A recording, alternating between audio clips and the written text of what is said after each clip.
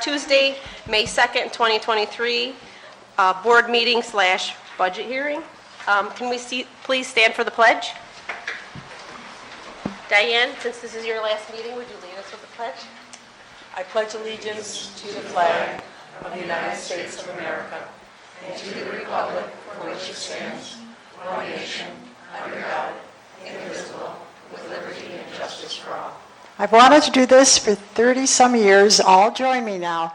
Oh, beautiful for spacious skies, for amber waves of grain, for purple mountain majesty, above the fruited plain.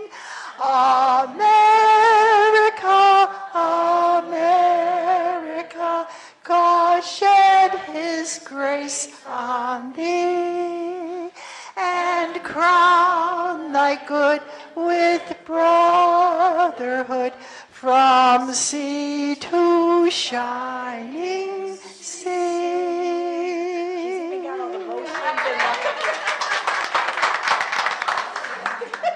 Thank you, Jan, for that surprise. Full disclosure, Jan and I were supposed to do In-A-Gadda-Da-Vida duet, but it didn't happen. So, Jeff, can you hear me? Yes, we are live. Okay, thank you, and I apologize for forgetting. You're too excited about it. All right, Mr. Willfield, you are up for our budget hearing. Try to follow that. Yeah. Oh, say. Hey, hey.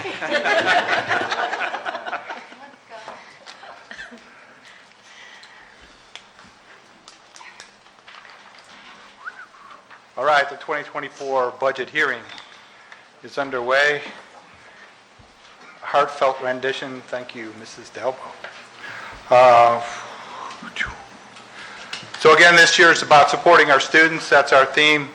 The budget goals and guidelines have been consistent since 2021.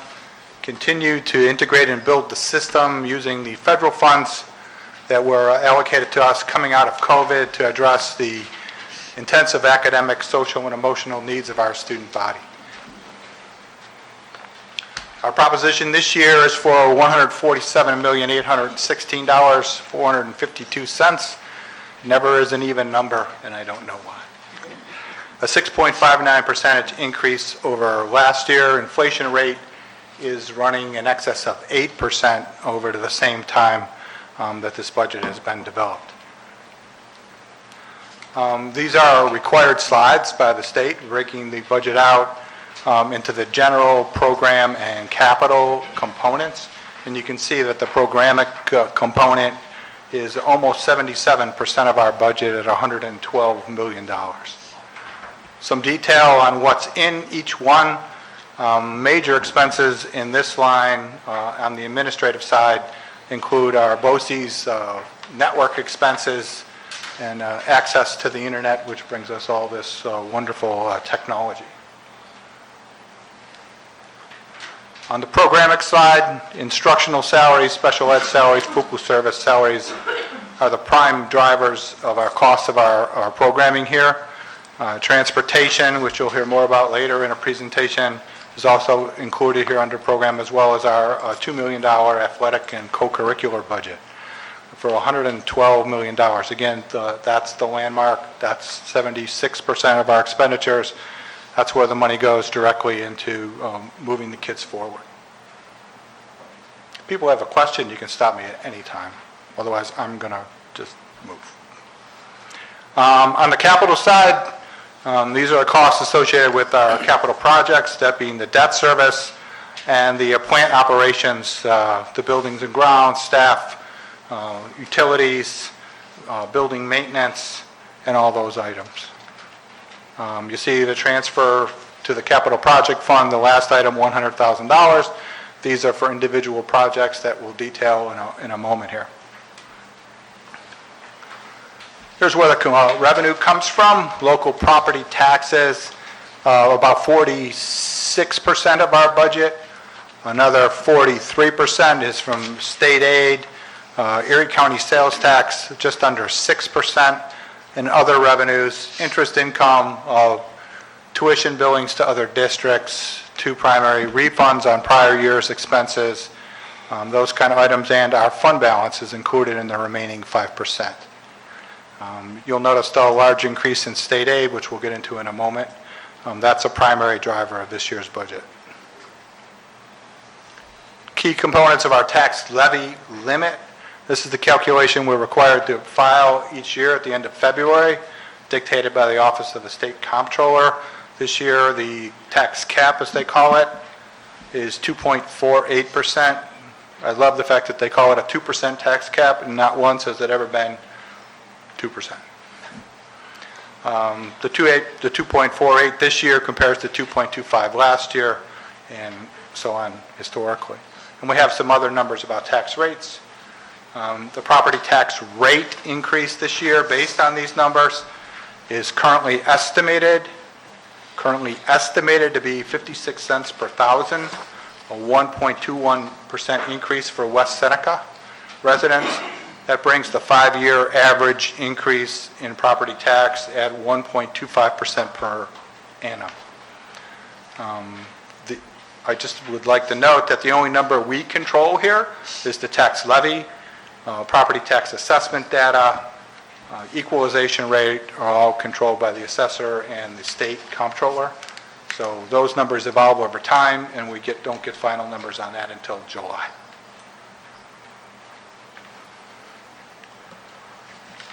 The state budget adoption should have occurred on April 1st. It has not. They are very close. We did receive state aid runs this year, today. Unofficially slipped under the door at about 3 o'clock today. The total general fund revenues are almost the same, about $63.4 million on the new state aid run versus the $63.38 million here. The largest portion of which is the increase in foundation aid. Yes, it is a large increase at 20%. It is money that the district should have been receiving for many, many years now. It's only through the current legislative commitment to full funding of foundation aid that we've received these funds. So I do not feel guilty in the slightest accepting this money from the state. Many other districts got similar increases, but several districts have been getting aid at a higher percentage all along, and they've only received 4 or 5% increases as we go forward. The capital outlay project that I mentioned earlier is a $100,000 capital project. We get building aid at our percentage, which is about $70,000 in the following year. So as opposed to over 15 years. We're currently working on the West Elementary pool conversion. To complete that pool conversion, we proposed that this capital outlay project buy the accessories for completing it to a fully functional PE space. So the flooring, wall padding, whatever safety equipment is required. There was not enough in the original $100,000 budget to get through all the items, so we're looking to make it done and complete by use of these funds. You'll see on the board agenda tonight, I think that there's a secret resolution for approval. That's State Environmental Quality Review Act. Since the work is inside, it has no impact on the environment. If the vote were to fail and the district decided not to go forward with another vote, the budget would be reduced by almost $1.7 million. That would keep the levy at 0% increase year over year. And we would have to cut positions in administration and instruction and remove all equipment from the budget that's not part of health, safety, or special education. Most building aids and potential upgrades in building systems would also be deleted from the budget in order to make this change. Other required budget documents listed below are included on the budget page under the business office. There's about 73 pages of light reading there if you'd like to go through it. I'm sure all the students here will do it and file the proper reports tomorrow with their staff after they finish the cake. Couple more then. Okay. Proposition 2 is the bus purchase. We have a $2 million bus reserve we use for these purchases, so they do not impact current local taxes. For 2024, it's a $983,000 purchase, 4 30-student buses and 4 65-student buses. This is a much larger purchase than last year, which is around $600,000. We could not get some of the buses we proposed for last year. Prices increased dramatically. We're experiencing the same thing now. So this is our best efforts. Usually we would order these buses in the wintertime and receive them in the summertime. That did not happen this past year, and I do not anticipate it happening now either. Linda O'Grady does a great job working with the vendors and negotiating and trying to get us whatever chassis are available. She will be speaking again later. The annual budget vote is May 16th at West Senior High School. East Senior High School. I said West, got Mr. Brinker's in my head. East Senior High School in the gym. Look forward to seeing people there. We rotate through most of the day, so we'll be there. If you have questions, feel free to pop on over and say hi. Our 2024 Foundation Aid increase plan is on the district business office budget page, and you can make public comments on that plan at funding@West Seneca Central Schools, wscschools.org. Funding@wscschools.org. And all public comments will be summarized and published in June and filed with the state in July, assuming they're appropriate. Does anybody have any questions at the board table? No? Does anybody have any questions in the public? Students, one question. Go. Not about the cake. What's your name? My name is Will, W-I-L-L. Yeah, I got it.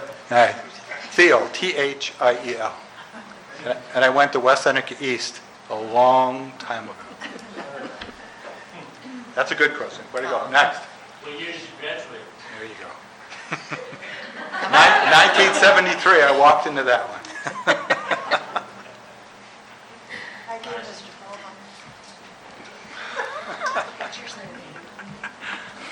Sagittarius.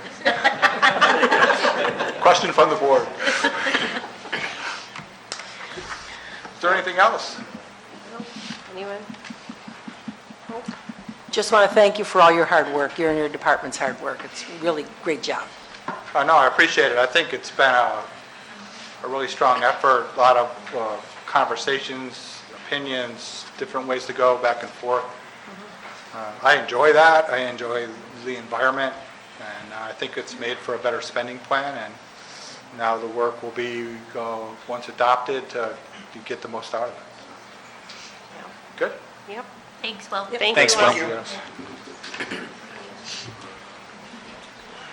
All right. Okay, at this time, we can end the budget hearing meeting, so may I have a motion to adjourn the budget hearing? I'll make a motion to adjourn the budget hearing. Okay, may I have a second? I'll second. Vince seconds. All in favor? Aye. Aye. All right, thank you. Now we will open up our regular board meeting. So I'm going to pass it over to Mr. Bystruck to go over his superintendent report. Just wondering what song we're singing next there, Mrs. Delbo. So before we actually officially started the meeting, we did just have a nice little recognition. We have 3 outgoing board members, Mrs. Dalbo, Mrs. Bears, and Ms. Petcha, and I just want to, publicly express my sincere thanks and gratitude to all 3 of you for your years of service. And when I say years of service, Jan, again, I'm looking in your direction, 32 years of service, but it's just not even just so much the quantity, it's just the quality of the work that's been done, some of the challenges that, Jan and yourself and Jody and Diane have been through COVID and any other number of challenges. And I just want to offer my sincere thanks and appreciation to all 3 of you for your service. So thank you. Just a couple other things I think I put out there too, just to reiterate. First of all, thank you to Will Thiel for talking about the budget tonight. Again, May 16th. We're just doing it the same way we do it every other year, 7 a.m. to 9 p.m. over at the East Senior Gym. I think there'll be a chicken barbecue there as well. And just also good luck to our candidates that are running for school board. Thank you for your interest and good luck to you all. And just to our public, just thanks for your thoughtful consideration of the budget. I did want to offer a little update on a West Senior mascot. So I actually had a chance to sit down this morning with Mr. Brinker, the West Senior principal, Mr. Smith, who is the West Senior assistant principal, who actually, when he was in Lancaster, kind of helped spearhead the effort to change over to a new mascot. But also Mr. Keene, middle school principal over at West Middle, and then Ellen Akala. Ms. Akala is actually our community relations coordinator too. Just sitting down, kind of talking a little bit about where we're at this point. So the kids are running with this. There's a lot of enthusiasm in both schools right now. Ideas are coming in. We're actually having a meeting next Tuesday they have committees in both schools. So the students from both West Middle and West Senior are going to get together over at West Senior next Tuesday to sit down and talk a little bit about, some ideas, some process. What we are kind of envisioning, at this point anyway, is that they have a survey right now, but the students, anybody that wants to submit an idea for a new mascot, they need to have a rationale as to why they're picking the mascot that they are, an actual logo, so some pictorial representation, and then the actual name for what it would be. So again, at both middle schools, I won't give any away at this point, but there's been some pretty creative, thoughtful ideas that have been put forth.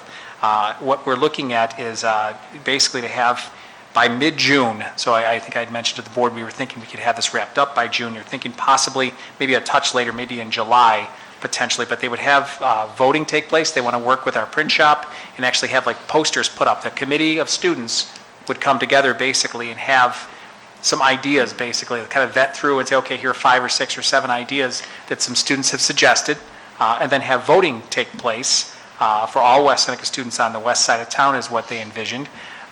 So, through like a Google survey, we're actually reaching out to the Alumni Association as well.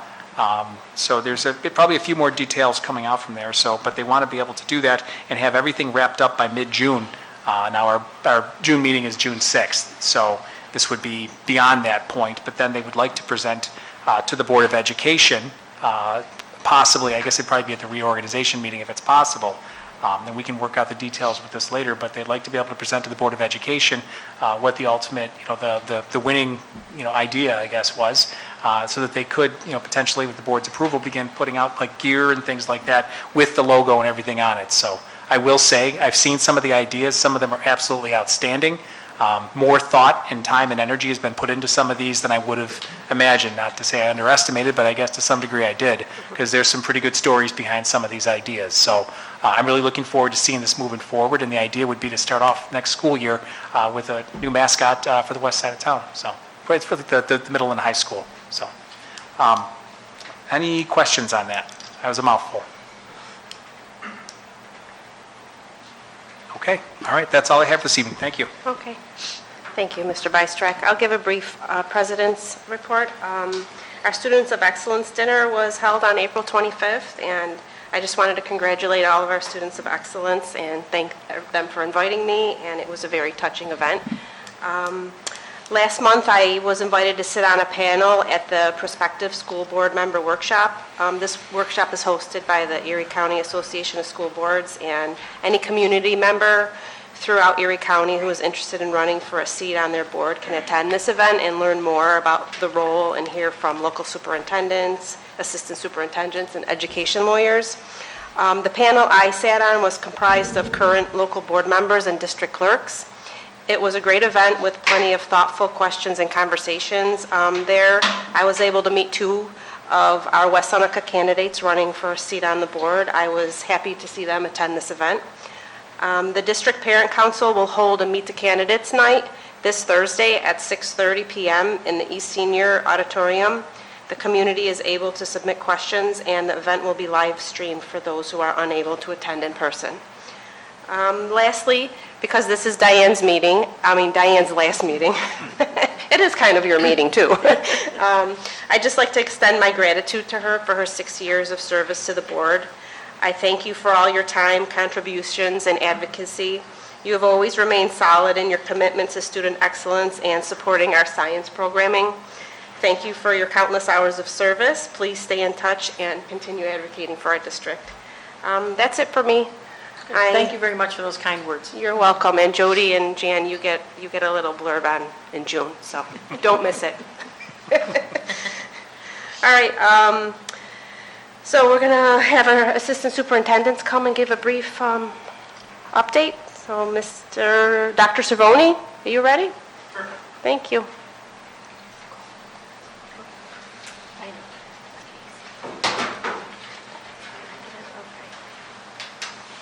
It's a little chilly in here. AC's on. It's probably because of you. I'm okay right now.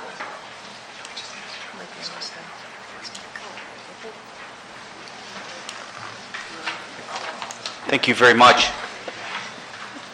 Also like to congratulate and thank our outgoing board members. It has been a true pleasure working with you over the years, and thank you for your support and commitment to volunteer to support this great district. So I just handed out a flyer. A few brief updates from my world is, as you know from my board updates, our employee assistance program company unfortunately was going out of business. And with a little short notice, we had to scramble and work with our insurance broker to vet 3 or 4 options. And this flyer is from an option that we believe makes the most sense for our district. It is a local option. It offers a variety of services that our current program does and really goes above and beyond.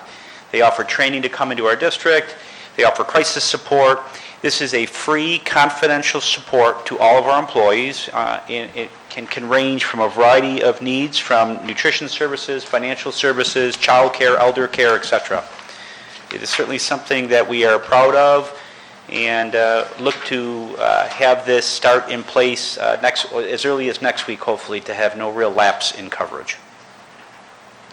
Any questions on this? This is just one of their flyers one thing that we would share with our employees is also have monthly updates. A big push of theirs is to encourage people to use their services and have participation. So this is from Child and Family Services, so it's a local option. Note with that, as a social worker, I can tell you they work very closely with this organization, have very good experience over the years, so they've been around for quite a while. In addition, we have secondary staffing meetings, as I've shared previously, over the next 2 days, where myself, along with the secondary principals, high school, their counselors, as well as department chairs and directors come in one at a time, and we just review all the student requests and determine and look and make sure that our caseloads are balanced across buildings and that our class sizes are appropriate, and make decisions on whether positions maybe we have planned to abolish need to be abolished, or if we have to bring back some retirement positions, and just ensure any necessary travel to have equity across both sides of town takes place. So it's an all-inclusive process, and we'll be at that over the next 2 days.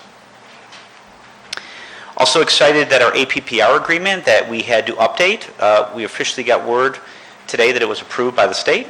So excited about that, and thank you for your support during that process. As you know, we had a committee formed between administrators, our teachers, along with myself and Mr. Delbo, worked together to update the plan as we were required to with the extension of our teacher contract. So we had to do that and update it to meet the newest regulations, so we are happy that that went through.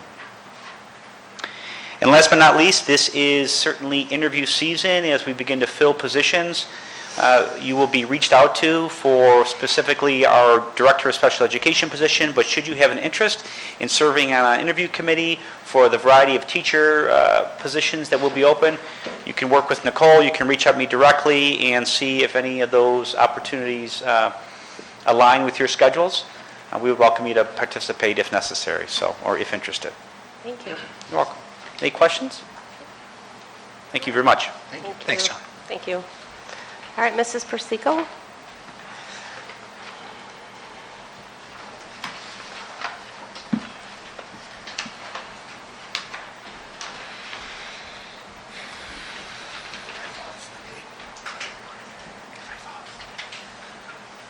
Hi, everyone. Just a few updates for you.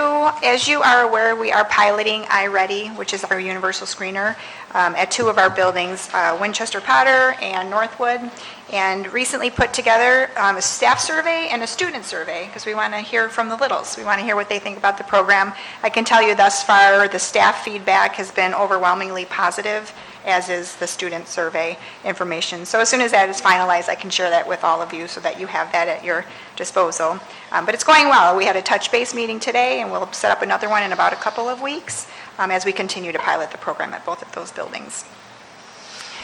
We recently released the District Comprehensive Improvement Plan Survey for the spring, so that is open to students in grades 5 through 12. We added 5th grade for the spring so that we can get a pulse on school climate at the elementary buildings so that we can look at that data when we're developing our plan. We have parents, our staff as well, that are going to be engaged in that survey, and that will help to inform our plan. As you are aware, we have been designated once again, and we will start work on that within the next month or so at the district level, and then also at the building level.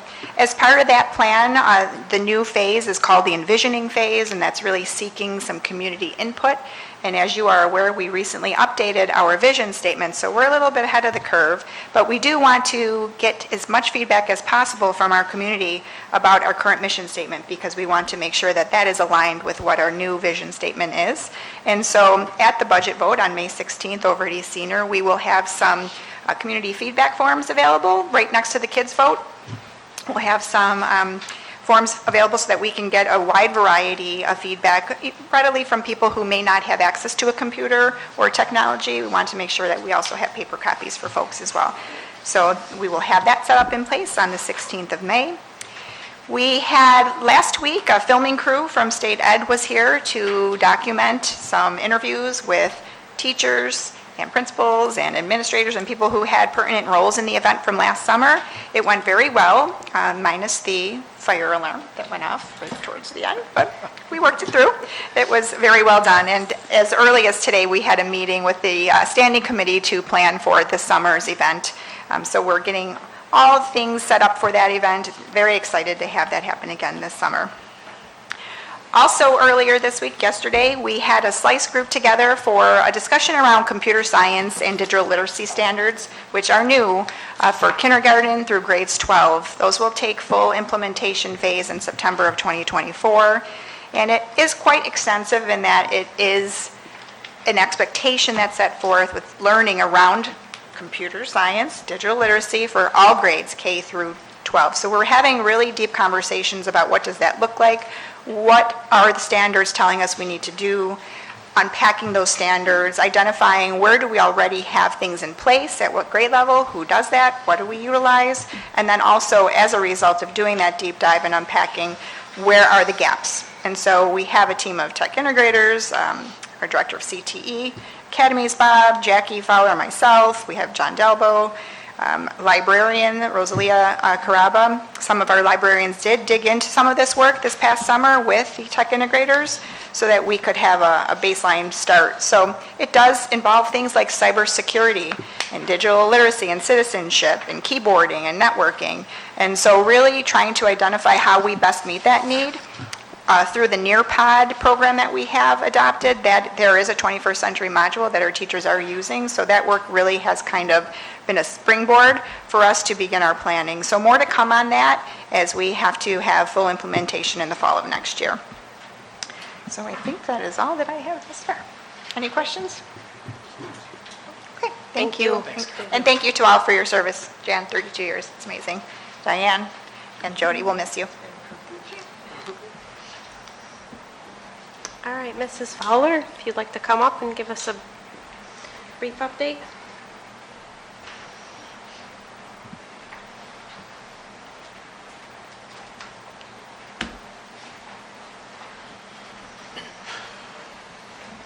Good evening, everyone. I just have two brief updates that I want to share, and I wanted to provide some information regarding our support systems and our resources that are available to our students and in our district community. Our most recent family information session titled Helping Your Child Manage Anxiety was live last week with Dr. David Meichenbaum. We also had recorded that session, and it is on our website for anyone who wants to watch it at their own leisure. We felt that it was important to provide that opportunity because not everyone could come out last week, and we understand that that was something that we wanted to make available and could help many families and many students who may be experiencing some anxiety. Dr. David Meichenbaum is from the Summit Educational Resource Center locally and does some work in supporting our students as well as supporting our families in the community. Also just wanted to highlight that our District Community Resource Center over at Ebenezer, which includes our clothes closet, recently had some dates that are available for families and students who may want to access the center. Those are also on our district website. It is free and open to all district students' families who may want to come and take advantage of some of the things that we have there.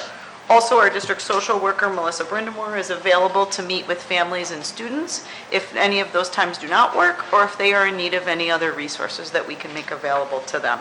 Spring is a busy time of year. We know it's getting close to the end of the year. I just wanted to highlight these opportunities, as not everyone can take advantage of things when they are live and in session. Oh, thank you. Thank you for... Thank you. And thank you to our board members, Jody, Jan, and Diane. You will be missed, but thank you for all your support and your service along the way. Thank you. Thank you, Ms. Fowler. Okay, well, we don't have any student reps here this evening, so we're going to move on to our presentations. We have 3 this evening, and actually, I skipped public comments, so never mind. We'll go back to public comments. So public comments section is a time set aside for the community to speak directly to the Board of Education. Each speaker is given 3 minutes with no more than 30 minutes total. When called, please step up to the podium, state your name and address, and please be respectful in your comments and do not divulge any personal or confidential information. If you'd like to be contacted, please leave your information with the district clerk. Is there anybody in the audience this evening who would like to address the board? Okay, well then I can move on to our presentations then. Thank you, everyone. All right, our first presentation is from our internal auditor. So Mrs. Rupert.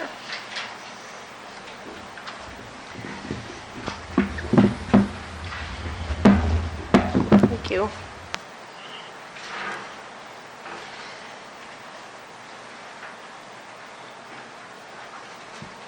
Good evening.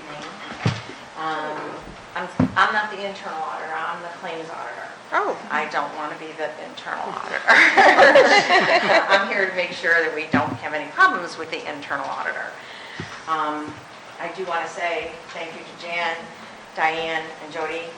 I've known Diane and Jan a very long time, so thank you for your time and service. I really don't have too many things to say other than for the fact that I have to thank the business office for being so accommodating. I had my ankle replaced in September, so we had to make some adjustments on how things were done, and everything really went, I think, pretty smooth. So I want to thank them. They're great to work with. The only thing that there haven't really been too many problems. I send you monthly reports through the business office. So the constant problem, and I don't know how it can be rectified, I thought it was going to get rectified, was the NYSEG manual readings fees that we're getting charged monthly on 3 buildings. So it's still going on. It does add up to a lot of money, and I just think that we really need to get that rectified. I don't know that it was ever explained what it is. I have a feeling it's the meters for the turbines and the solar panels that are being read manually by NYSEG. So there's a charge every time they come out, and it's not once a month. Sometimes it's twice a month. Other than that, I look forward to another year as your claims auditor. Do you have any questions for me? I don't think so. Is there anything we can do to help you? No?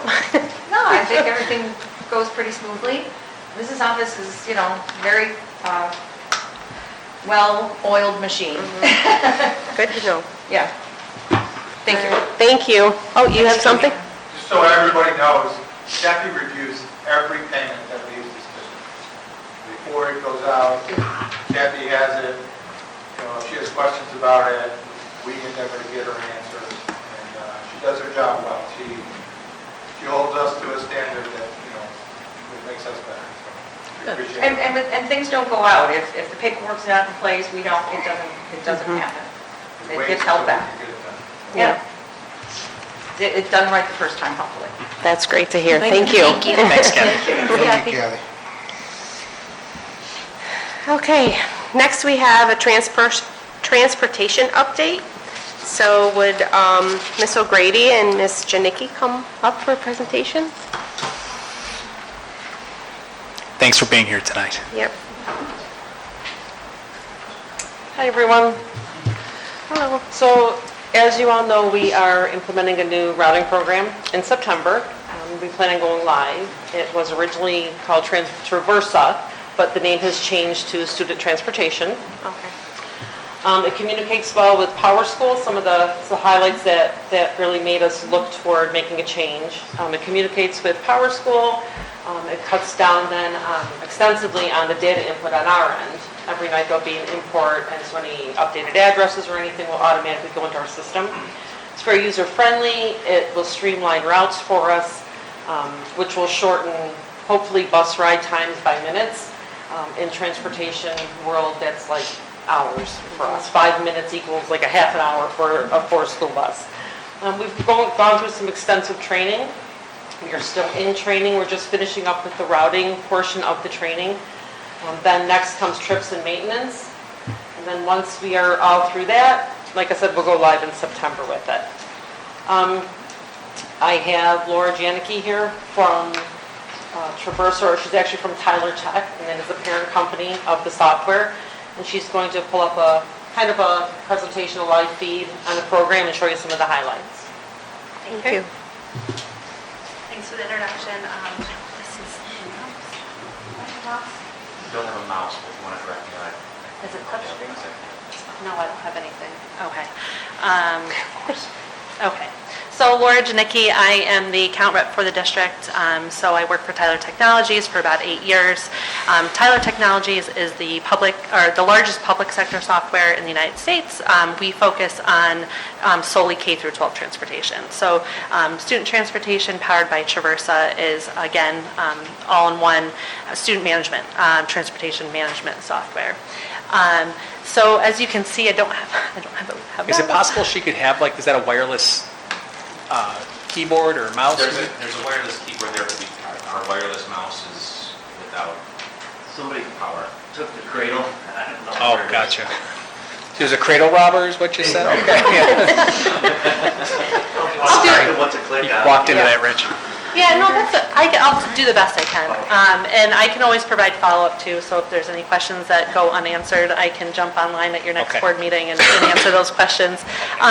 So if you can kind of zoom in a little bit and you can see the blue tiles across the top, you'll see that the program includes all of the routing. So an import comes in nightly from your student information system anytime new students are added. And there's a set of criteria that Linda and her team will have set up after implementation. Based on that criteria, school, program, what grade they're in, it will automatically assign them to a stop that they have built in the system. Once that student is assigned to a stop, they will then go ahead and there's automatic student routes being built based on also criteria that she has set up and they have set up in the background. It's all in one, so not only are all your student files in there as well as all of your routes, your activity trips, so allowing district staff to also request trips, follow that approval path that you have initiated in the system to allow her team, to the transportation team, to then assign busing to those activity trips. Also, there will be a parent app implemented once everything is established as well. Because this is web-based, it has unlimited users, it will allow district staff of different magnitudes to have access and restrictions on that access so that they can obtain what's pertinent to their job. So whether it's a secretary looking up busing information, read-only, mechanics, or routers being able to actually route in the program. So athletic directors, so once the project comes out of implementation, right now they're training, it will be passed over to me and I'll be the account rep for the future that the district is using the software. So, any questions?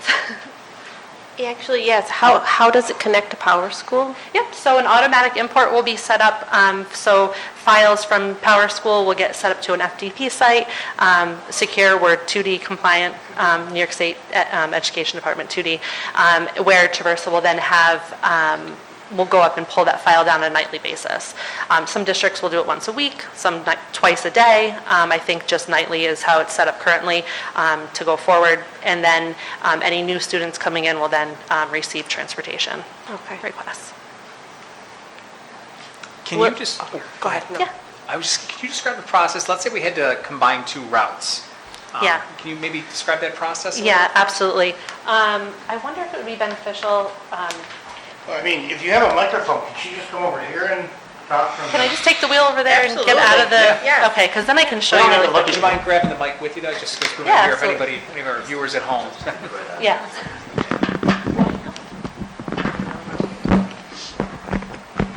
All right, there you go. I feel like I'm. All the benefits they said. It's so easy. This program combines routes very easily. Someone can hold this for me. I apologize for having my back turned No towards you. problem. Okay, we're good. Someone wants to hold this so I can use.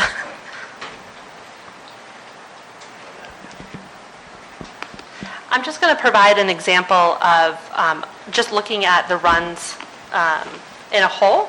And just a quick example, I know it may not answer your direct question, but then we can get into that question really quick. I just want to give you a visual of what it looks like in setting up a run. So let's go over here. Right now I'm going down into the routing section of the program and my run groups.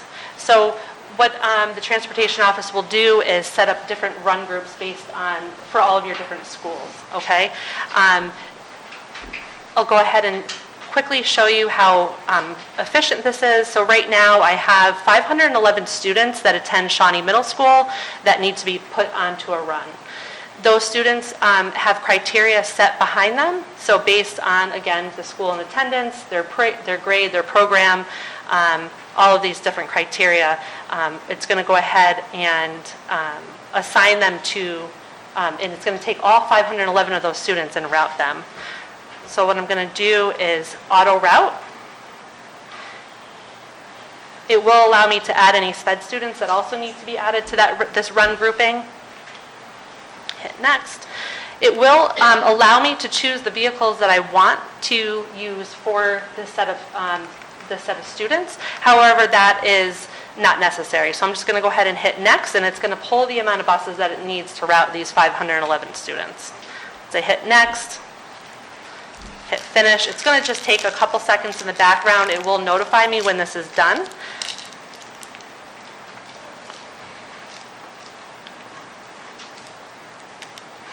While I'm in here, I'm just going to go ahead and duplicate this tablet just so I can show you.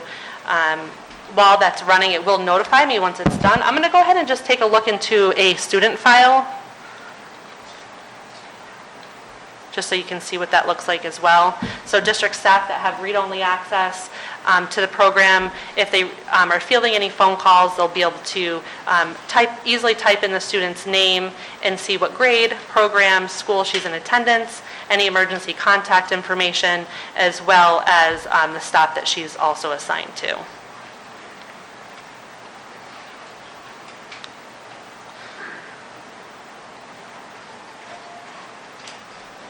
Just going to go back in here. While I wait for this to run, so right now what it's doing is it's going to be routing all 511 of these students, and it usually takes anywhere from 3 to 4 minutes most. Any other questions that I could answer while I wait for this to come up to kind of answer your question? Anything else that you'd like to see? Does this communicate with the current bus GPS phone app things that we have? Yes, Or- so if the live GPS is in the vehicles, what it's going to show is, let me just go back to the home screen here.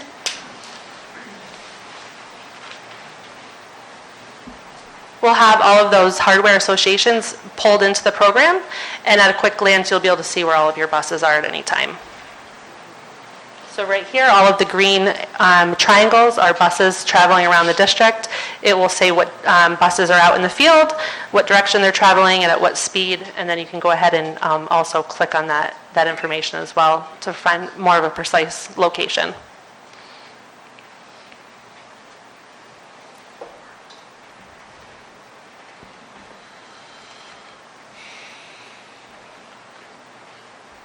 Okay, so now it's indicated that the routes, so just in that, I think probably less than 2 minutes, we just created 20 runs routing each and every one of those 511 students. If I click in any of these links, it's going to go ahead and pull up a copy of that run information. And you'll notice that this is opening in different windows. So you can have unlimited tabs open because it is web-based. If districts, whoever's using the program can pull the program up from anywhere that there's internet access. So not only, they're not tied to a particular desktop or computer within the transportation office. So what you're looking at right here is the run, so each stop. When clicked on this, it will indicate every student that's assigned to this stop. So these are the 3 stops in this particular run. And also I have all of the different runs populated on the screen. So all 20 of those routes in that route group, in that run group, are being viewed on the screen right now.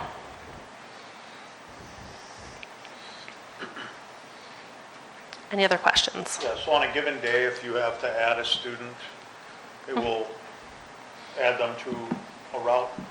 Yes. The student registers, they'll be added to a route. What's the turnaround time for that? Well, the import through that night, the student will come in. So if a student is added into Power School, if that's the process, they'll get added in on a Tuesday, and then Wednesday when Linda comes in or whoever's doing the routing, then it will populate on the home screen that there's a student without a schedule. So then they would go in and know that this stop assignment will automatically be assigned, so they'll be assigned to a stop, and then they'll just have to add them to the run.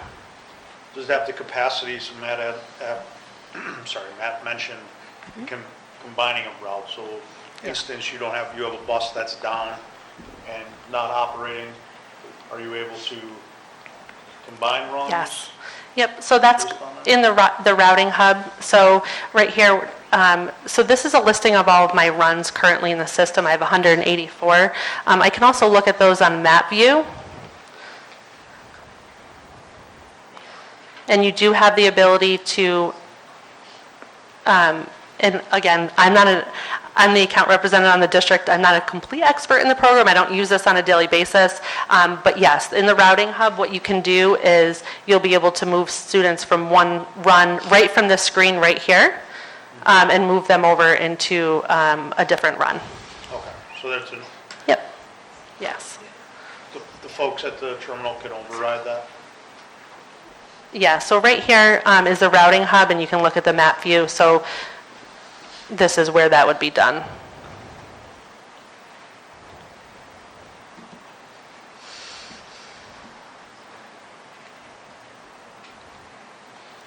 Yes.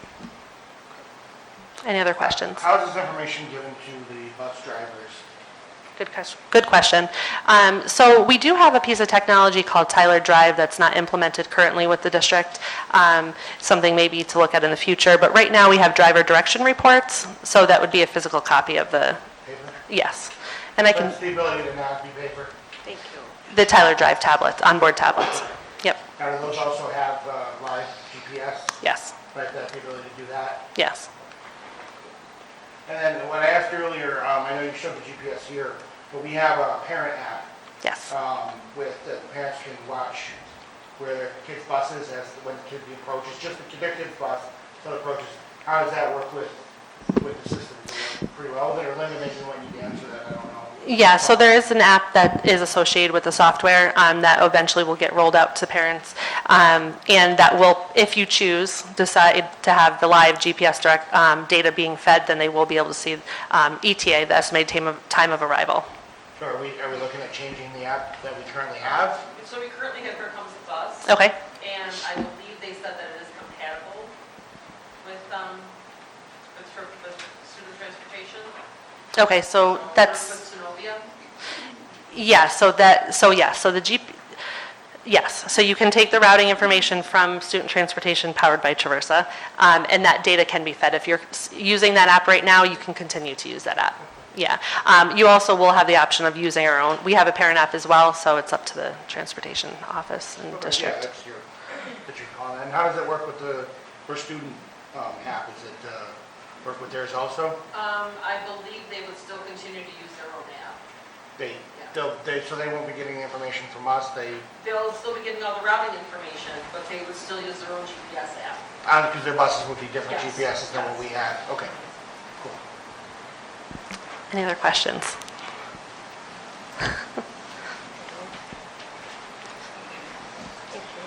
I got another question, again, this could be Linda, I don't know. How do we decide what the stops are?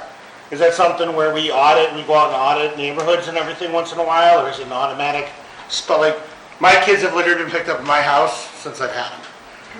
We're gonna change it. All the other, which is fine, get them away, spoiled. get them away from me. But the kids come down to our, depending on what it is, but how often do we decide where the stops need to be or where they should be? I'm just more curious, how does that work? So, I mean, stops are determined by if it's a dead-end street, age of the student. Probably, I would say 90% of our elementary students are picked up at home. Right. It depends on if there's sidewalks on the streets or not, if it's a 2-lane or 4-lane road, things like that. So I guess that my question all of that more plays being into like a nerd, does the computer know all this stuff? Yes. Yes. Really? That's Yeah. awesome. So what we do is we'll take the county GIS data and then we convert it into routing safety. So we route students, not stops. That's our biggest motto on that. So we set up all the rules on the back end of the map, and so there's a lot of setup that they're going through right now to get everything. So once that data comes in, that they're routed appropriately. So just to confirm, door-to-door pickups or proximity zones set up in certain areas, age, school. Okay. Yeah. So will it be, sometimes in the past, there's issues with, again, let's say my stop wasn't supposed to be in my house and I just send my kids there. Will that help you guys in knowing that we're not following the rules? Hypothetically?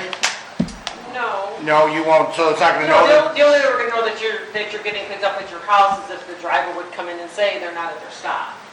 Is that Right. what you're asking? Yeah, because again, let's say the stop is 3 doors down and I just send my kids out to my driveway every day. Now I'm causing this bus to stop 1 extra time.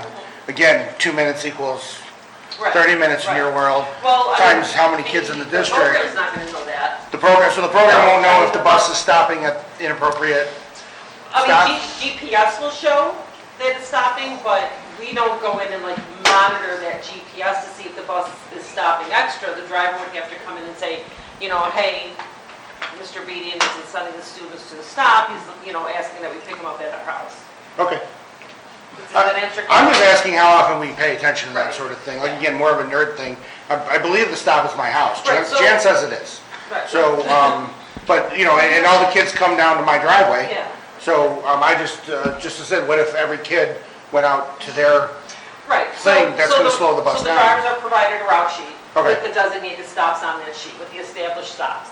And if students are at different stops or different locations, then they know that they're only supposed to pick up at the designated stops. Okay. So they'll come in, and they do, and say, It gets a little tricky near the city. And you do have the Because ability. sometimes the students live in the city, or the grandparents bring them, and I see them congested at the end of the street. I don't say anything because we have such a good school district, I believe they're going to come. yeah. I don't know. I'm just curious if it ever, because again, I know, But you know what I mean, there's a little bit of that that goes on, You do have the ability to view the plan versus actual, so all of your planned routes. that's what I was curious And about. then what the bus is actually Okay. doing, yes, and you can go back into history on a particular day or time and say, what did that bus do today, on that day? and you can see where the And I bus want to be clear, stopped. I don't think I'm breaking the rules. I just was curious. Let's talk after the meeting, Ed. You might be. I was just curious, because again, like, we're near the end of the street. But if every kid stopped walking down to our driveway, that would slow the bus down by Definitely. 15, 20 minutes. Right, and that's actually one of the biggest issues we have with, with some parents, because everybody wants to pick up at their house. And we don't have the time to do that, in between our schools and things like that. So that's why I said most of elementaries are house pickups. Secondary schools, middle and high school, we usually try to group them together as much as we can. But yeah, there's a time constraint that we have to kind of work with in between the schools, so. Didn't we have a retired officer that kind of checked up on some of He these? still does. He still does? Yeah, okay. That would be good. I really love the technology behind it, though. Yeah, it's awesome, it really is. Yeah. It's great technology, so. Any other questions for me? Do you anticipate this is going to help with late buses that we're currently experiencing? It can, we, like I said, we're very tight with our times in between our schools, but if we can streamline some of the routes, and, find some efficiencies in there, that should definitely help with it.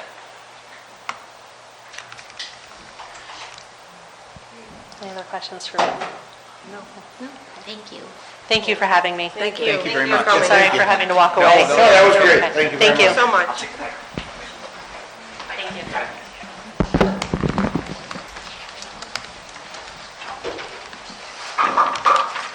Okay, Mr. Dalbo is up for our student performance trends and data presentation. Hello. Someone's email up there. Hi.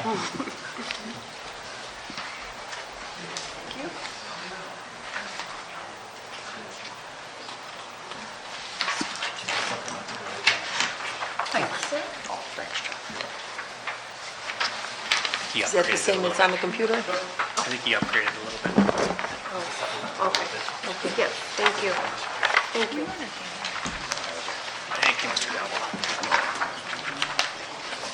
Well, I have to say something. 9 years, this is your last data presentation for me, so if you need me to swing by the house and talk about data, I can. Joking aside, Mom, you're my first teacher, and just really appreciate it. You were my first teacher ever, so inspired me to go into public education. I appreciate it. Okay, so throughout the year, got that first screen up? Can we go present mode? Yeah, you're good. Hey, wait, what website do you? Can you go back to it? Can you go back to the website? It's fine. Yeah, that'll be it. Okay, I'll get to that last, okay? Yep. Okay. Okay, so throughout the year, different data is released. It isn't all at once, and so it's always kind of tricky to find a good time to present. But this is a good time to talk about, some high overview things that are happening with enrollment data, and then also we have some assessment data now, more complete than in previous years. I'll talk about that timeline because we had such an interruption through COVID. And so pretty much what I'll be talking about is the latest that has been released publicly. And then I also created a tool that I'll talk about later. Hopefully that'll help parents to have direct access to where this stuff gets published, so you don't have to hunt around the internet for it. Just an idea that I came up with to show you tonight for the future. First, I wanted to show you just a snapshot of some trend data in enrollment. And so every October, first October of, or the first Wednesday of October, they call it BEDS Day. And BED stands for Basic Educational Data Systems. That's how we collect our information. And so it's a nice snapshot year to year to just see, okay, what's going on with enrollment trends, to have a consistent date that you can look at, how we decline or going up. And so I just wanted to let you know that this past BEDS Day preliminary snapshot takes us at just over 6,000 students, and we've been holding steady over 6,000, of course, with some fluctuation the past few years. And then that 94%, we've been holding steady at 94% student attendance. So that's the amount of possible days that kids can come with absences figured out for the whole district. And so that seems to be the number that keeps happening when everything gets reported out of our power school systems. Do want to show you the latest graduation rate from last June. We're at 92%, and that is a district graduation rate. So it includes both our high schools as well as students who are out of district placements that were scheduled to graduate. Some of them stay with us for 5 or 6 years. But when it all gets published, that's where, and that also includes our August graduates. So you can see some trends too down the side on where some of our previous graduation rates were at. And again, that's a district-wide, both high schools together, as well as students who might be seniors but in out-of-district placements for special education purposes. Okay. Mr. Dalbo? Yeah. Can I ask you, do you have separate ones? I do. Can you Yeah. give those to us, please? Yeah, I can read them now or I can hand them out. It's up to you. I'll read them. You good? Okay. I thought you might ask, so I did prepare that Thank too. Yeah, so last year, 21-22 East was 95%. West was 93%. The year before, 2020-2021 East was 88%. West was 94%. And I'll just pause there. You might be saying, well, how does that math work? You're showing like a 92% number. That's because we also include in this number students who might be alternatively placed, and sometimes they might need a couple extra years, so it's a bigger number. In 2019-2020, East was at 91%, and West was 93%. In 2018-2019, East was at 90%, West was at 92%. And then 2017 and 2018, East was at 84% and West was at 87%. And so you might ask the question, why are there different numbers on the screen? It's again because, yeah, we combine it, but then also it includes students who might be in alternative placements through different programming that aren't tied to each high school's bed codes, but they're tied to our beds code. And does it include August? Yes, all those are August graduates included. Can you just go over the first set of numbers again? East Sure. was, Yeah, so 2021, 2022, East was 95% and West was 93%. And the good news is, at the end, I put this all together at a Data Hub website where you can like click a link, go right to the school on the school report card website, and that's for the community too. And all of this has been publicly released too. But it's kind of nice to have it all in one place. Thank you. One of the things I'd be interested in seeing, John, is the difference between boys and girls. Yep. And at the end, when I show you that website, Vince, what's nice is when you click on how you want to build it to report for you from the school report card website, it breaks down by the subgroups, male, female, like you can really get into the data pieces of each one. It's awesome. Thank you. Yep. So can I, you've been doing this for a few years, several years now? Yeah. I think I was around when you first started getting, I mean, I don't know how long you've been doing this, I'm not trying to imply this. I was under the impression, if I'm wrong, just tell me, the 83 to 90 jump was because we started tracking down more kids that were leaving and coming, we did a better job of tracking the kids, or was that a large jump for improvement in actual kids? I think that we definitely worked with our principals to make sure that August, we had an emphasis to like through our credit recovery program and through other interventions to try to capture as many kids in August, and then also kids who stay with us who need that extra semester in January, because the state actually does give us credit now also for tracking graduates for 5 years and 6 years as part of our ESSA plan. So what's not up there in the 83% I like to look at students still enrolled percentage too, because some students might need an extra semester. Some students might need that extra couple credits and they stay with us. So what's nice about some of these numbers, behind these numbers too, is that what's in that 8%, it's not just dropouts. It's students might need a 5-year and a 6-year, which you can really tease out. But in terms of the work that we've been doing in our buildings, I know that the investment the board's made in summer intervention, even things to help our students throughout the year, that's helping bring this up, because we're definitely giving our kids more opportunities for that success. Okay. Does that help you? Yeah, I know 83 is like a not great number, but I remember one of your first presentations on this where you were working on it and we improved tracking of the kids that moved away and going to other schools. Like this was again, I think it was my first year on the board. Oh yeah, I've been here that long. Yeah. But, so every summer I sit down with the building principals. I'll just tell you what I do in my work is we sit down and we make sure that if a student is being registered as a dropout for whatever reason, it's like our opportunity to really look at our books, make sure this is accurate, because every kid has a story. And so if a principal says, you know what, let's check that one, I do use my resources around Western New York to see if that student A was picked up by another district, because that sometimes happens, to make sure that it's not a dropout. That means that they transferred. So I mean, if you're asking, like, we do a lot of data quality checks to make sure that, you know, we have a story for each kid. Yes, and I guess what I'm roundabout saying is I'm really impressed with how far that's come along with what you've done to improve that. Well, it's a team. Your I mean, team, yes. And I really want to give credit, though, like, you're all investing in awesome resources for our kids, and this is where you see some of that, because our kids now have those resources that over the past few years, also principal teams, it's not just the data tracking, it's making sure that the kids do the work. And so I think we're giving kids lots of great opportunities to drive up things like this. But yeah, definitely not a one-man show.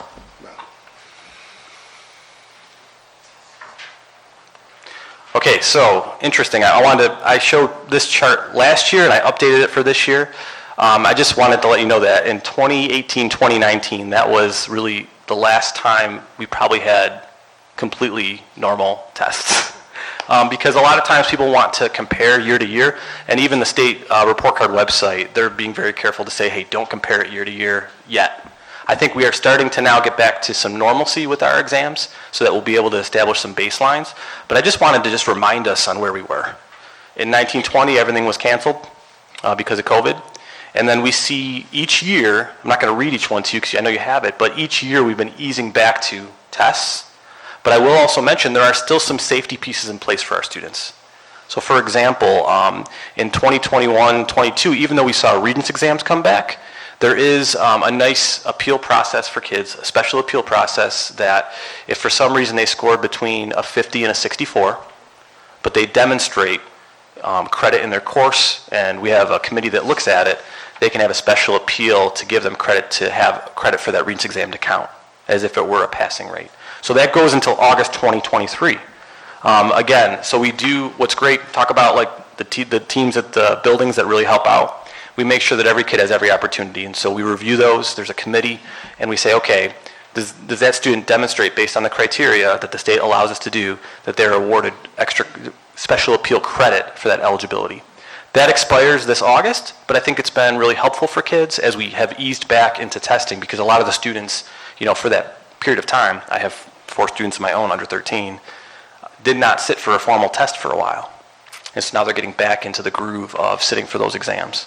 So last June, more normal, right? If you talk about Regents, every exam was given just like it had been in 18-19, except for U.S. history. That was delayed 1 year with a specific cancellation. So that's happening this year early again, okay?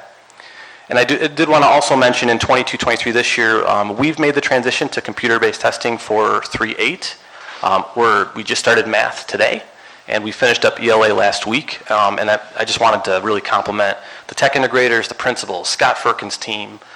So many people came together to make that work because that was new for us. And so it was a work that really started last summer, and we're pleased with how it's going in terms of the technology working and being reliable and helping get the kids tested. Can I ask you a quick question? Absolutely.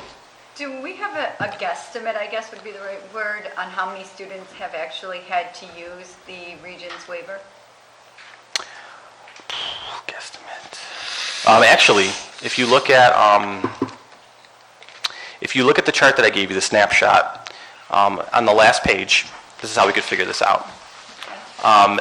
Actually, if you flip it one more time, it's the Regents one. Okay. So what I gave you is proficiencies for kids who scored at proficient level, like that'd be 3 and up. So then there's percentages of kids who would have scored at level 1 and 2. That's who's not represented in that number. So it's not like a split in half, this amount would be level 2 or this amount would be level 1, but you would slice that, the kids that aren't on that, and you would say, okay, kids who really scored a level 2, which would be this 50, just about, 50 to a 64, they would be eligible if they met the other criteria. They still have to pass the class. And so it was really for kids who maybe were struggling with getting back to the formal testing, and I applaud the state for trying to do something because that made sense. It's the state's version of test optional. Helping out. But they still, put in the work in class. That's part of the requirement. It wasn't just for, it wouldn't be for someone who doesn't come to class and get the credit. Correct. Okay. Does that make sense? Yes. Okay. And that expires in August this year, but it's really been helping out our kids since we got back to normal Regents testing. Okay, I wanted to show you a website. Mr. Shanahan? It's that website. I was really thinking a lot about like something to build for the public to help them navigate right to the website where people can check out their own school and what's been reported for the school report card website, because the state releases stuff at different times throughout the year. I might give a presentation right now and then they decide to release more information next week, and it's the timing of it.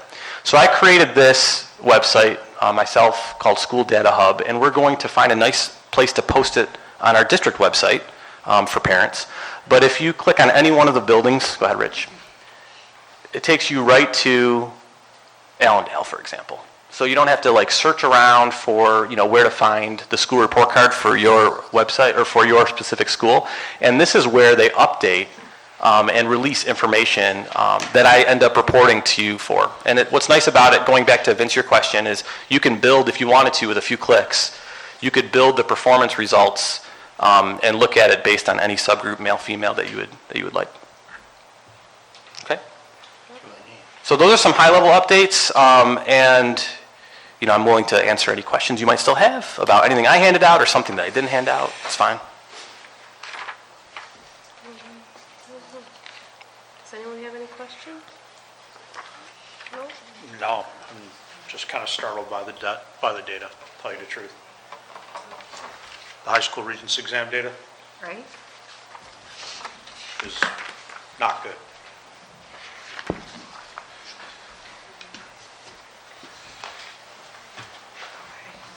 All right, well, we can talk more about it during board discussion if you want.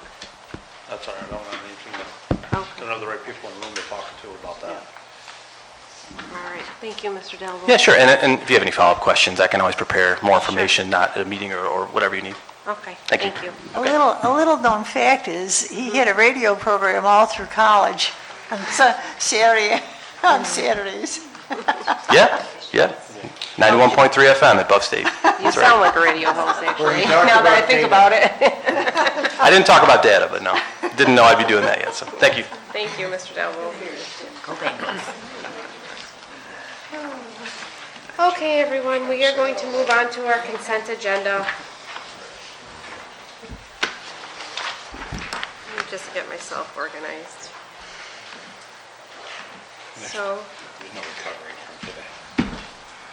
So for the consent agenda, we will be approving numbers 5, section 5, 6, 7, and 8. So if everyone is comfortable with the consent agenda, I can ask for a motion on that. I'll make a motion. Jody makes a motion. May I have a second? I'll second. Diane seconds. Jody made the motion. Okay. All right, so there's no discussion on consent agenda. All in favor? Aye. Okay, any opposed? No? Okay. Passes 7-0. All right, now we will move on to new business, number 9. Can't motion and then approve. I mean, I can. So under number 9, we have school calendar, our capital outlay project, the SEQRA that they mentioned in the budget proposal, another capital outlay project, and bid for HVAC, some policies, and the math tournament. So I'd like to ask for a motion on all of 9, but if anyone wants anything separated out, I'd ask that you let me know now. I'll give you a moment to look over it. I'll make a motion on all of 9. Okay? So that would be 9A through 9F. I'll second it. Okay, Jody seconds. Is there any discussion on any items under new business? I would just like to comment on the New York State Elementary Math Tournament, Sure. and those students who are going to be traveling to Albany to represent our district out of here, out of West Elk. Yes. I think it's absolutely fantastic, and real kudos to those teachers and those students, those families who are going to be representing our school. Yep. Agree. Any other discussion? Nope. Okay, all in favor? Aye. Any opposed? Nope, passes 7-0. Okay. Informational documents are just that, informational documents. So we can move on to Board of Ed discussion. And I will open the floor to any board member. We just ask that you take turns, and if you have something to say, we'll give you the floor for a few I minutes. just have one final thing. I neglected to thank all of those who worked with me in legislation, because it was my assignment, and it was a wonderful opportunity statewide and to just work for the good of those many trips to Albany and so forth. And I know I was kind of focused only on this legislation, as far as my board service, but I appreciate that, because it really makes a difference when you get the total picture in the state, So, and I appreciate all of the board members that, all through the years, that really, we were in it together. And it was a great opportunity, especially the legislative part, because you get a bigger view. Stop sleeping, come on. Someone's going to have to take your place trying for the to- legislative But I do want to committee. thank all the members that I've worked with. Yeah. Is there any reason, though, that if Jan's interested, she still can't be involved in helping us out? I mean, like, there's no rules in having... Remember ad litem, like you're, No. I'm I'm not sure, honestly. I'd have to ask. I hate to see her knowledge go away like that. If a board member's attending... It's slipping moment by moment, so Yeah. don't worry about it. We have the ability to bring McAllister. I mean, it's not just the board members. Well, some of it is. Well, no, Yeah, I'm for saying, like Erie County, yeah. But yeah, she always can advocate as a citizen to our legislators. But it's a very important part of being a board member, and we thank you so much for being so active with the legislative. I'm not looking for any thanks, I'm just thanking other people, for I know you're not, but I'm ability, still going to thank you. because we so. work together. We work together a lot Yeah. on the state stuff, but I Well- got to know the legislators. Yeah. Well, I hope someone else steps up, They weren't a new always board here to member.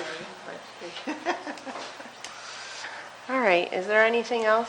Yeah, I'd like to thank all the board members that I've worked with throughout the years. Really made this job much easier when everybody worked together. We were all very congenial with each other.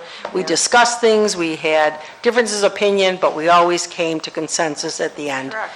And then we promoted that decision, so Right. it was great working on the board. Thank you. I'm happy to hear that.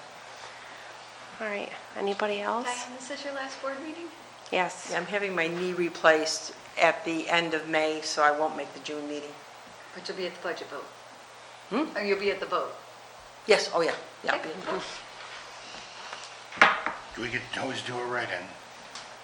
To a right. That's a lot of write-ins. Diane Barrett. Molly, do you want to talk?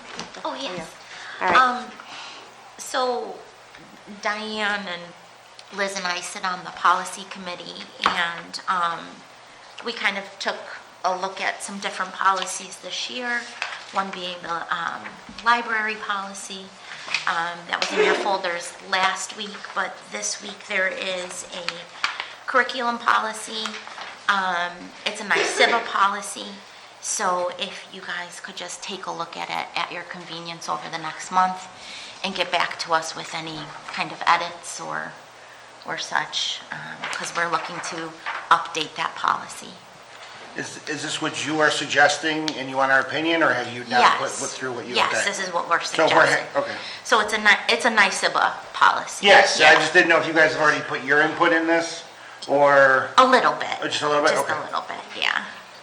Like there's a strike of one word, but Got it. that's. This you is guys kind of to what get you're back to proposing if we were all happy with it? Yes. Okay. Thank you.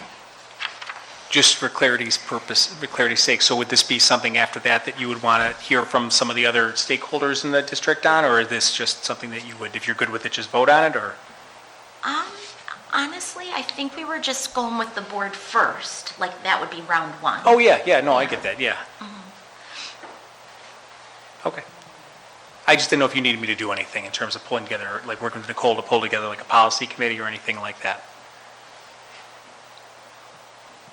You don't have to answer right now, I was just Okay. putting it out there. Yeah. Okay, we'll talk? Okay.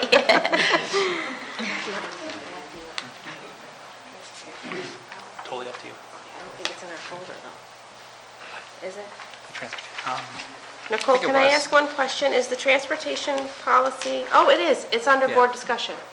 Okay, so there was, I just wanted to point your attention to under Board of Ed discussion, there was a possible policy update to our transportation policy. I hope I stated that correctly. So there were just some suggestions on how to make our busing more efficient, and would you I mind can, sharing a little yeah, bit? sure, Yeah, I do can that. just summarize it, and it's not, this isn't anything to be voted on right now, this was just more for discussion, so. In speaking with Linda O'Grady from our Transportation Department, you just heard from a little while ago, throughout the course of the year, we've talked about some things that we might be able to do to try to make our transportation runs a little more efficient, and she just said one thing for consideration would be to, most districts transport students for daycare purposes within their attendance zones of their respective schools. So Allendale has an attendance zone, and typically speaking, a school district will transport to a daycare within that zone of attendance. Our district typically will transport anywhere within West Seneca, the district of West Seneca. So Linda just said one thing we could do is we could consider doing what most districts do and just transporting within the zone of attendance of a particular school. So I did check, she did say there are licensed, there has to be a licensed daycare, it can't just be whatever, but so she did indicate that there are daycare programs, licensed daycare programs within each zone of attendance of our elementary school. So it was just a consideration. I think we said it right now, if we, not that we're doing this, but if we flip the switch tomorrow, it would affect maybe just a little over 70 students, 72 students right now that we were to make this, to this transition. So that's really just the conversation here, I guess, that we're having. Yeah. If we are going to do it, I'd rather do it sooner than later so people can prepare for next year.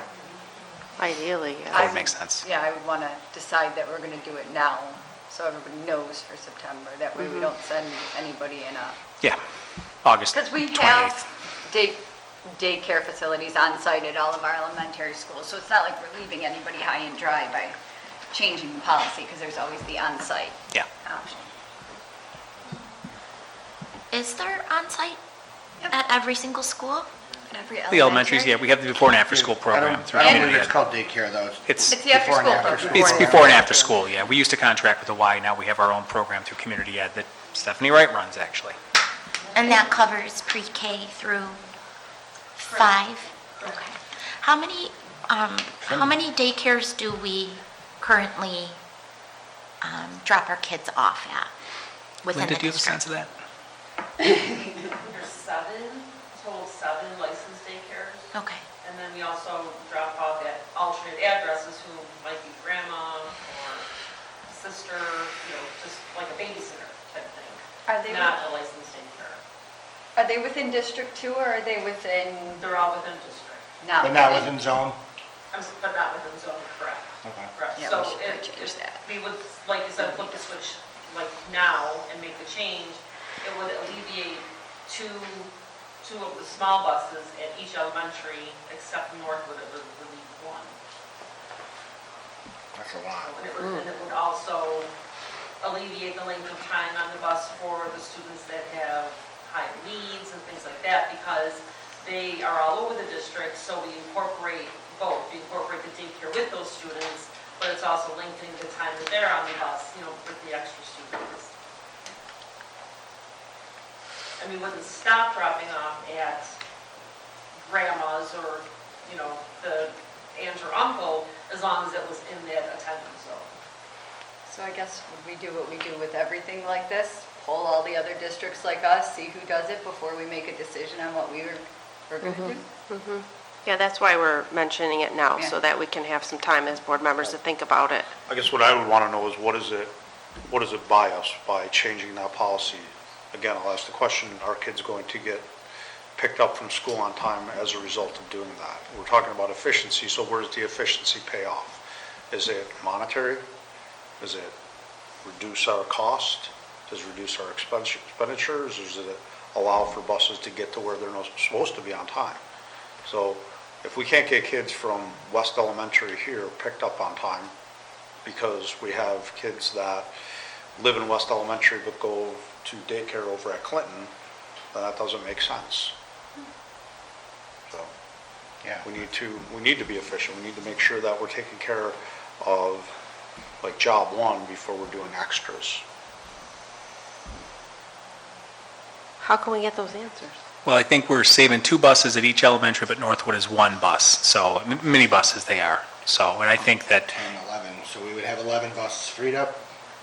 I think it would be, so we've got the 5 elementary, so I think it would actually probably be 9 buses. I can't do that. That's okay. I think the other thing that Linda mentioned too is just that students that might require a smaller bus as a part of their, like, individualized educational program are also on these buses too. So it does lengthen the bus ride for some of our other students as well. So, so I think those are some of the efficiencies that you would have, and you would have, so Linda, I guess if we're, talking about 2 buses that wouldn't be driving around as much, I mean, you're saving time there, so. I think Vince asks good questions, and maybe we can get that information, like more detailed information, and maybe like a real dollar amount savings or something ballpark that could help us. And I support it now. yeah, Because it- you do. All right, I don't. We're not ready to vote on it. Oh, no, yeah, I wasn't suggesting Yeah. that, yeah. A state requirement or for how long a student can be on a bus or things like, no, I'm hoping we're nowhere near that, but are there They suggest, as a suggestion of no more than an hour. no more than an hour? And arriving to their school before their school day starts by how long? That's not really. That's not regular? No. Okay, no. just I getting mean, them there. It's supposed to be before the school day starts. But what about pickup? Pickup is, well, so say for our fourth tier schools, they get out at 3:30, but they're there until 4:05. But if we're not there to pick up the students, obviously they're sitting there waiting. So usually 3:30, 3:45. Okay. And most buses should be in about 3:45. I think it could promote your before school and after school programs, really. And where better to be than in your own school. Could we get all the information together and have it for a vote at the next meeting? We certainly can, yeah, and maybe Linda and I can just circle back and talk about how we might be able to drill down with some of that, beyond the number of buses Right. and, some of the other people that might be impacted by that. Linda, is that something maybe you and I can circle back to? Okay, sure. I guess since we're talking about transportation, is there a reason why we don't offer pre-K transportation for students over 4? My son went to Maryville, that was something that they offered, but he couldn't go until he turned 4, so it was like his birthday was in March, and in March he could start taking the bus. Is there a reason why we don't? We just haven't up to this point. I know some districts do offer, but just not something we've opened up yet. So I can see us, just big picture, I would say we're going to, likely be expanding our pre-K offerings. So I think that's probably a Right. conversation that it isn't in the, not in the all too distant future. So I would say, good question. I don't know why it was age 4, it just was. I think it's seatbelt, the buses, the car seat thing, I think there's a lot to do with it, right? Yeah, I think so, yeah. Yeah. Yeah, once they're 4, they don't have to be in the car seat on the bus. So then that was why, all right. Is there anything else board members wanted to talk about? No? Okay, then. So we are done with public business, but we need to go into executive session. So may I please have a motion to move into executive session for the following reasons? To discuss collective negotiations pursuant to Article 14 of the Civil Service Law, and to discuss the proposed sale or acquisition of real property, the value of which would be substantially affected through publicity. I'll make that motion. Okay, Vince, can I have a second? Okay, I think we don't have to vote, so we're all in favor for that. And then we will take a brief recess for our board members, like a 5-minute recess, and then we'll meet in executive session. Sounds good. Yeah. Do we need to Come vote? back. Yeah, we will come back to adjourn the meeting, but we will not be conducting public business. So thank you, everybody, for coming, and thank you for the Thanks, everyone. Have a good night. presentations.